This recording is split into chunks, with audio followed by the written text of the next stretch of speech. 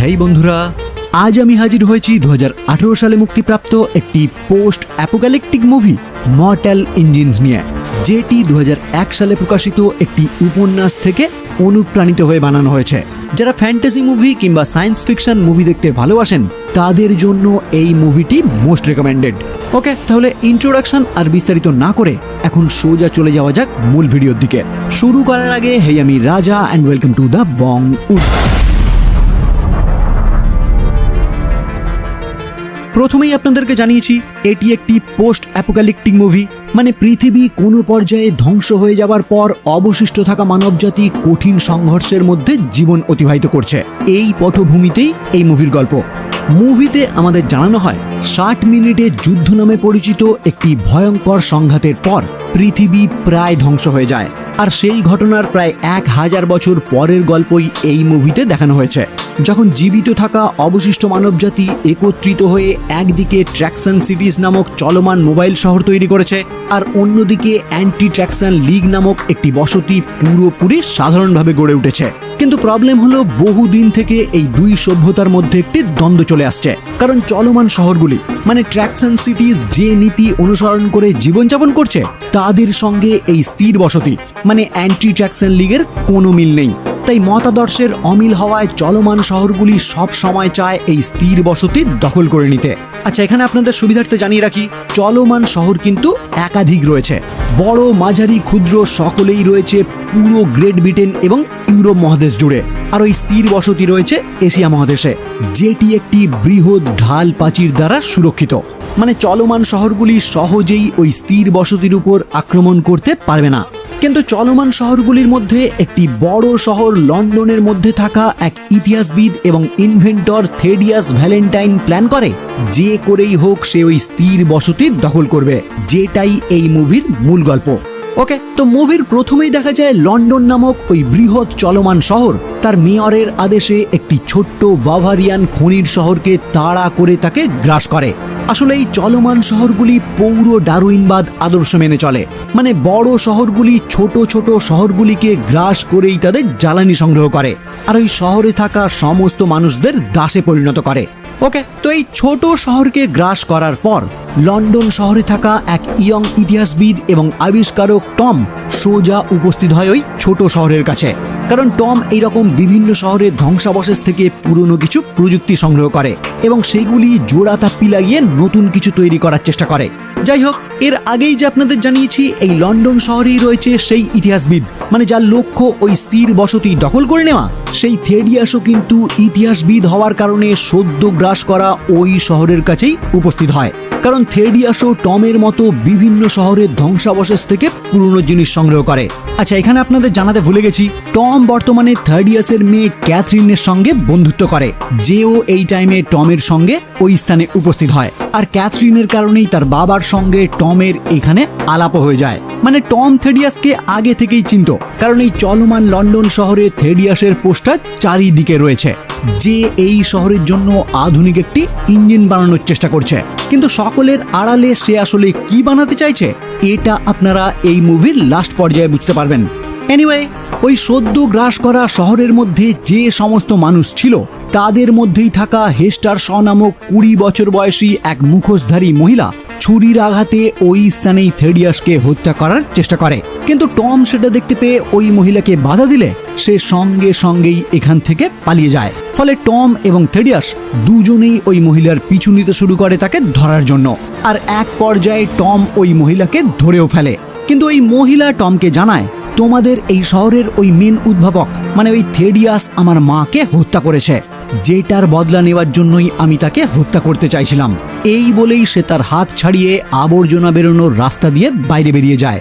কিন্তু এর পরবর্তীতেই থেডিয়াস সেই স্থানে উপস্থিত হয়ে টমের থেকে যখন জানতে পারে ওই মেয়ে তাকে জানিয়ে দিয়েছে তার মাকে থেডিয়াস হত্যা করেছে, তখনই প্রমাণ লোপাটের জন্য টম ও থেডিয়াসকে ওই স্থান থেকে নিচে ফেলে দেয়।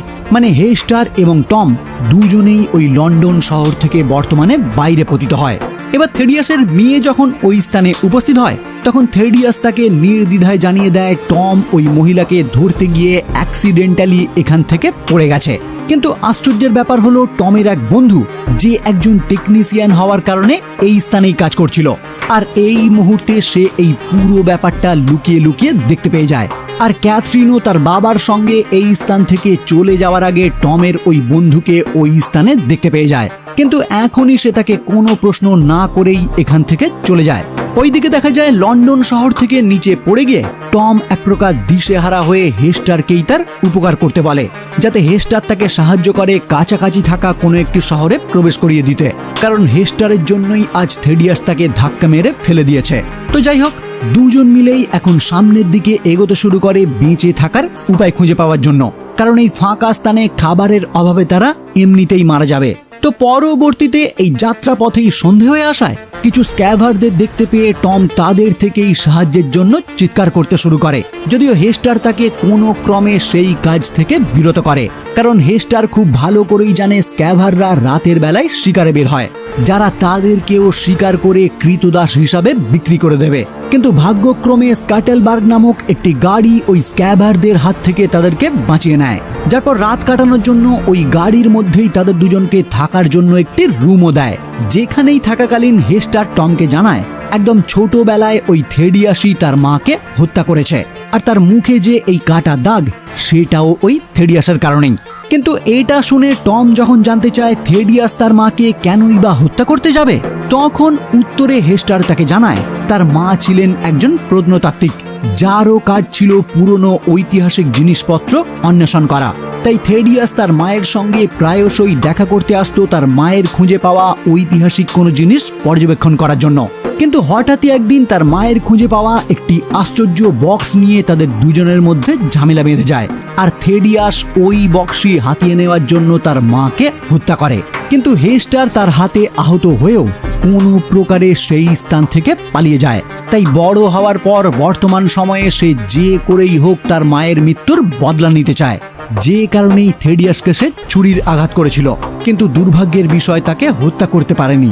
যাই হোক, সকাল হলে তারা যখন ওই রুম থেকে বাইরে বেরোতে চায়, তখনই তারা বুঝতে পারে তাদেরকেও এই রুমে বন্দি করে রাখা হয়েছে, কারণ এই গাড়ির চালক এক প্রকার দালাল, যে তাদের দুজনকে ওই গাড়ির মাধ্যমেই সোজা হাজির করে একটি কৃতদাস বাজারে, যেখানে চড়া দামে তাদেরকে বিক্রি করে দেয়া হবে। ওইদিকে দেখা যায় থেডিয়াস চলমান লন্ডন শহর থেকে একটি প্লেনের মাধ্যমে সোজা উপস্থিত হয় সমুদ্রের মধ্যে থাকা সার্ক মুর নামক একটি জেলে, কারণ থেডিয়াস তার একটি কর্মচারীর থেকে জানতে পেরেছে সার্ক মুর জেলে তার একটি পুনরুজ্জীবিত সাইবর্গকে বন্দি করে রেখেছে, যে হেস্টার শ নামক একটি মহিলাকে হত্যা করার জন্য উন্মাদ হয়ে উঠেছে। যেটা শুনেই থেডিয়াস ওই জেলে উপস্থিত হয়ে সেই জেল ধ্বংস করে স্ট্রাইক নামক ওই সাইবর্গকে সেখান থেকে মুক্ত করে দেয়, যাতে ওই সাইবর্গ হেস্টারকে খুঁজে তাকে হত্যা করে। মানে থেডিয়াস আগে থেকেই জানে ওই বাচ্চা মেয়েটির নাম হেস্টার শ, যাকেই বর্তমানে এই সাইবর্গ হত্যা করতে চাইছে।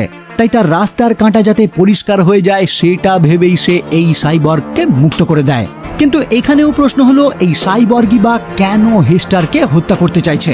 এটার উত্তর আপনারা আর কিছুক্ষণের মধ্যেই পেয়ে যাবেন। এইদিকে দেখা যায় হেস্টারকে যখন ওই কৃতদাস বাজারে নিলামে বিক্রি করা হচ্ছে, তখনই আনা ফ্র্যাঙ্ক নামক অ্যান্টি ট্র্যাকশন লিগের একজন এজেন্ট ওই স্থানে উপস্থিত হয়ে হেস্টার এবং টমকে সেখান থেকে মুক্ত করে। কিন্তু দুর্ভাগ্যের বিষয়, ওই সাইবর্গ হেস্টারের অস্তিত্ব বুঝতে পেরে এই স্থানে চলে আসে তাকে হত্যা করার জন্য। কিন্তু আনার চেষ্টায় হেস্টার এবং টম কোনো ক্রমে একটি প্লেনের মাধ্যমে এখান থেকে পালিয়ে বাঁচে। আর এই প্লেনে যাত্রা করার টাইমেই টম যখন তার থেকে জানতে চায় ওই সাইবর্গ তাকে কেন হত্যা করতে চাইছে, তখন হেস্টার তাদেরকে জানায় তার মা মারা যাওয়ার পর ওই স্ট্রাইকই তাকে উদ্ধার করে বড় করে তোলে।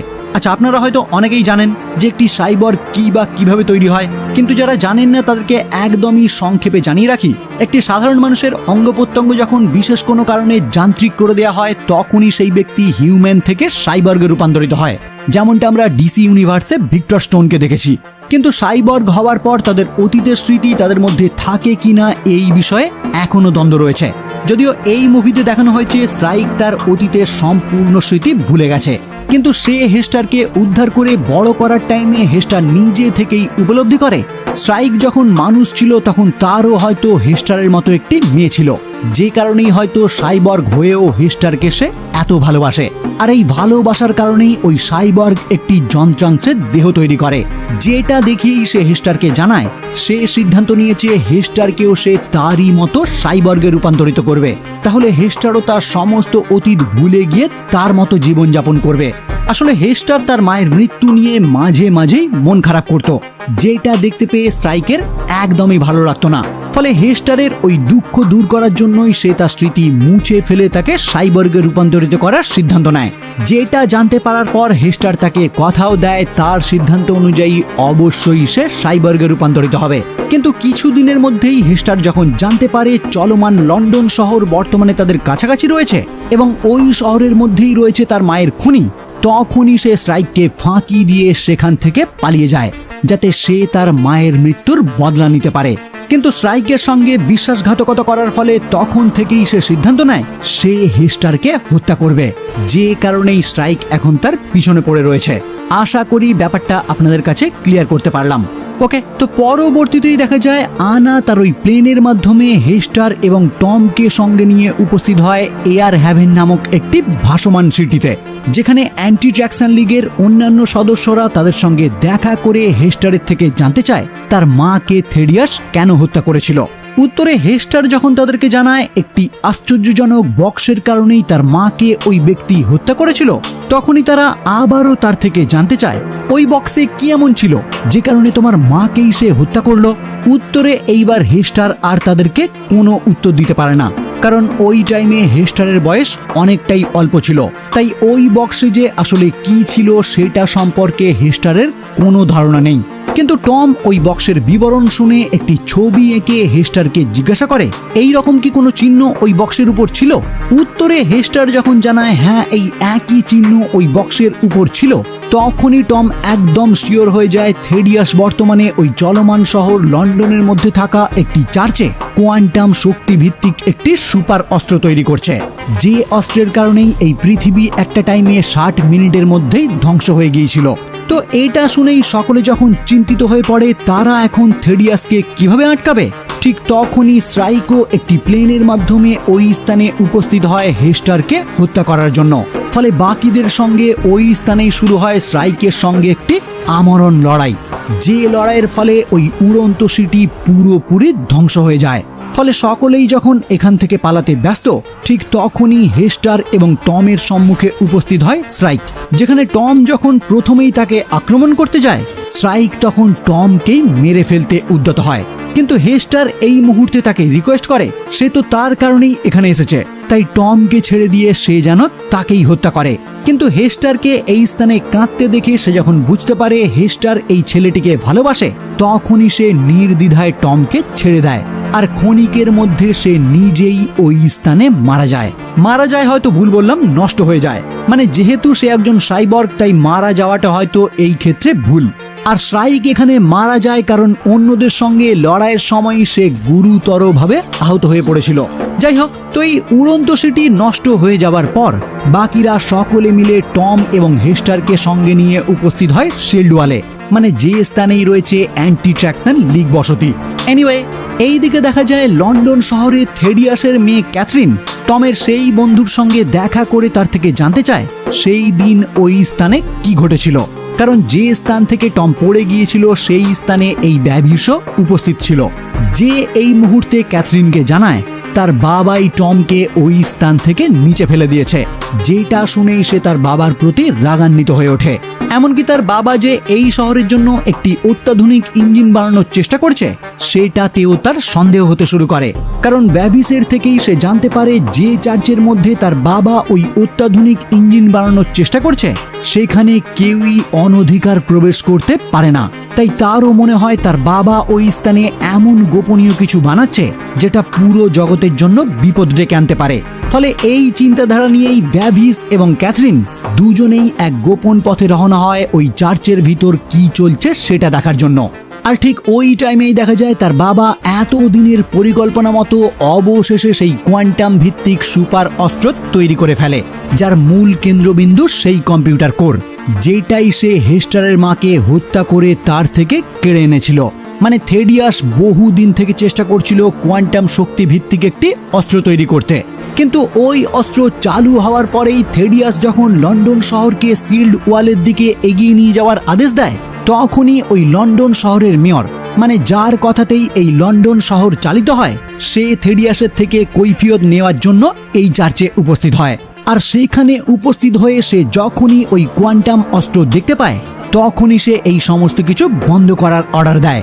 কিন্তু থেডিয়াসের ক্ষমতার এতই লোভ যে ওই স্থানেই সে মেয়রকেও হত্যা করে, আর তারপর সোজা রওনা হয় সিল্ড ওয়ালের দিকে, কারণ তার অনেক দিনের ইচ্ছে ওই স্থানে থাকা সেই স্থির বসতি দখল করা। আচ্ছা, থেডিয়াসের এই সমস্ত দৃশ্য কিন্তু তার মেয়ে ওই গোপন রাস্তা দিয়ে এই স্থানে উপস্থিত হয়ে পুরোটা দেখতে পায়, যেটা দেখার পর সে তার বাবাকে বাধা দিতে চাইলে বেভিস তাকে এই মুহূর্তে তার বাবার সামনে যেতে বারণ করে তাকে সাইডে নিয়ে আসে। ওইদিকে দেখা যায় অ্যান্টি ট্যাক্সনিস্টরা যখন বুঝতে পারে লন্ডন খুবই দ্রুত গতিতে তাদের ওয়ালের দিকেই এগিয়ে আসছে, তখন তারাও তাদের গভর্নর কোয়ানের থেকে পারমিশন নিয়ে তাদের একটি বিশাল নৌবহর রেডি করে ফেলে, যাতে লন্ডনের সঙ্গে তারা মোকাবিলা করতে পারে। কিন্তু লন্ডন তাদের বেশ খানিকটা কাছে আসতেই থেডিয়াসের নির্দেশে তার টেকনিশিয়ানরাই ওই কোয়ান্টাম অস্ত্রের সাহায্যে সিল্ড ওয়ালের উপর আক্রমণ করতে শুরু করে, যে আক্রমণের একদম প্রথমেই অ্যান্টি ট্যাক্সান লীগের ওই নৌবহর সম্পূর্ণ ধ্বংস হয়ে যায়। ফলে সকলেই যখন তাদের ধ্বংসের কথা ভেবে হতাশ, ঠিক তখনই হেস্টার একটি ছবি দেখে আবিষ্কার করে ছোটবেলায় তার মায়ের দেওয়া একটি নেকলেসের মধ্যে রয়েছে একটি ক্র্যাশ ড্রাইভ, যেটা ওই কোয়ান্টাম অস্ত্রের একটি কিল সুইচ। মানে এটার মাধ্যমে ওই অস্ত্র সহজেই নষ্ট করে ফেলা যাবে। যেটা বুঝতে পেরেই হেস্টার, টম, আনা এবং অবশিষ্ট অ্যান্টি ট্যাক্সনিস্টরা কিছু প্লেনের মাধ্যমে সোজা রওনা হয় লন্ডনের উদ্দেশ্যে, যাদের একমাত্র লক্ষ্য ওই কিল সুইচের মাধ্যমে কোয়ান্টাম অস্ত্রটি বিকল করে দেওয়া, যাতে তাদের সুরক্ষা প্রাচীরটি নিরাপদ থাকে। কিন্তু লন্ডন শহরের বিমান বিরোধী বন্দুকের সামনে তাদের বেশিরভাগ প্লেনই ধ্বংস হয়ে যায়। যদিও শেষ পর্যন্ত সমস্ত ডিফেন্স সিস্টেম ধ্বংস করে দিয়ে হেস্টার এবং আনা লন্ডনে পদার্পণ করে সেই চার্চে অনুপ্রবেশ করে। এইদিকে ওই কোয়ান্টাম অস্ত্র নির্দিষ্ট টাইম পর পর সেই ওয়ালের উপর আক্রমণ চালিয়েই যেতে শুরু করে, যে কারণে ওই চার্চের ভিতর প্রবেশ করে অ্যানা থেডিয়াসকে লড়াইয়ে ব্যস্ত রাখে, আর হেস্টারকে সুযোগ করে দেয় ওই কিল সুইচের মাধ্যমে কোয়ান্টাম অস্ত্রটি বন্ধ করার জন্য, যে কাজে হেস্টার সফল হয়ে যায়, মানে ওই কোয়ান্টাম অস্ত্র বিকল হয়ে যায়। কিন্তু দুর্ভাগ্যের বিষয়, আনাকে ওই স্থানে থেডিয়াস মারাত্মকভাবে আহত করে দেয়, যার পর সে যখন দেখতে পায় তার তৈরি অস্ত্র ধ্বংস হয়ে গেছে, তখনই সে ওই প্রাচীর ধ্বংস করার প্রচেষ্টায় তারই নিজস্ব কিছু প্রহরীর মাধ্যমে ওই শহরের সমস্ত নিয়ন্ত্রণকারীদের হত্যা করে, কারণ তাহলেই এই চলমান শহর সোজা গিয়ে ধাক্কা দেবে ওই ওয়ালে। কিন্তু থেডিয়াস যখন এই কাজ করার পর একটি প্লেনের মাধ্যমে এখান থেকে পালিয়ে যাওয়ার চেষ্টা করে, হেস্টার তখন সেখানে উপস্থিত হয়ে তার পথে বাধা হয়ে দাঁড়ায়। এইদিকে দেখা যায় থেডিয়াসের মেয়ে ওই কন্ট্রোল রুমে উপস্থিত হয়ে যখন দেখতে পায় সমস্ত নিয়ন্ত্রণকারীরা মারা গেছে, তখনই সে দিশেহারা হয়ে পড়ে শহরটিকে থামানোর জন্য, যাতে ওই অ্যান্টি ট্র্যাকশন লীগের প্রাচীরটি বাঁচানো যায়। আর সৌভাগ্যবশত ঠিক ওই টাইমেই বাইরে প্লেন নিয়ে ঘুরতে থাকা টম ওয়াইল্ডেসের মাধ্যমে নিয়ন্ত্রণ অফিসের সঙ্গে যোগাযোগ করে। ফলে নিয়ন্ত্রণ রুমে থাকা ক্যাথরিন তার সঙ্গে কথা বলে টমের ইন্ট্রোডাকশন মতো ওই শহরের প্রবেশদ্বার খুলে দেয়, আর টম তার প্লেনের মাধ্যমে ওই শহরের মেন ইঞ্জিন ধ্বংস করে দেয়, যাতে শহরটি প্রাচীরে গিয়ে ধাক্কা না মারে। ওইদিকে থেডিয়াস এবং হেস্টার একে অপরের সঙ্গে লড়াই করার টাইমে থেডিয়াস তার সামনে প্রকাশ করে সেই তার আসল বাবা, কিন্তু তাও হেস্টার তাকে ওই স্থানে রেখে দিয়ে টমের প্লেনের মাধ্যমে সেখান থেকে পালিয়ে যায়, আর পরবর্তীতে টমই থেডিয়াসের প্লেনটি ধ্বংস করে দেয়, যার ফলে প্লেনটি ক্র্যাশ হয়ে যখন নিচে পড়ে, ঠিক তখনই ওই চলমান লন্ডন শহর থেমে যাওয়ার আগেই তাকে পিষে দেয়। পরবর্তীতে দেখা যায় বেঁচে থাকা লন্ডনবাসীরা ক্যাথরিনের নেতৃত্বে ট্র্যাকশন বিরোধীদের সম্মুখে উপস্থিত হয়, যেখানে গভর্নর কোয়ান নির্দ্বিধায় ওই সমস্ত মানুষদের স্বাগত জানায়। আর ওইদিকে টম এবং হেস্টার একে অপরকে আলিঙ্গন করে ওই প্লেনের মাধ্যমেই সম্মুখে অগ্রসর হয়, আর এখানেই এই মুভি সমাপ্ত হয়। মুভিটির আরও ক্ষুদ্র ক্ষুদ্র বিষয় এক্সপ্লেন করা যেতে পারত, কিন্তু সেটা সাধারণ মানুষের কাছে খুবই জটিল মনে হতো। তাই আমি একদমই সংক্ষেপে মূল বিষয়বস্তু আপনাদের কাছে তুলে ধরার চেষ্টা করেছি, যেটা সকলের কাছেই খুব সহজে বোধগম্য হবে। আমি রেকমেন্ড করব আপনারা একবার হলেও মুভিটি দেখবেন, তাহলেই ব্যাপারটি আপনাদের কাছে আরও ক্লিয়ার হবে। ওকে, তাহলে আজকের মতো এই পর্যন্তই। আমার ভিডিও যদি ভালো লাগে তাহলে অবশ্যই লাইক, কমেন্ট এবং শেয়ার করবেন। আর আমার চ্যানেলে যদি প্রথম হয়ে থাকেন তাহলে অবশ্যই চ্যানেলটি সাবস্ক্রাইব করে বেল আইকনটি ক্লিক করে দেবেন, যাতে এই রকম ভিডিও সবার আগে পৌঁছে যায় আপনার কাছে। ওকে, তাহলে দেখা হচ্ছে পরবর্তী কোনো ভিডিও নিয়ে, আর ততক্ষণের জন্য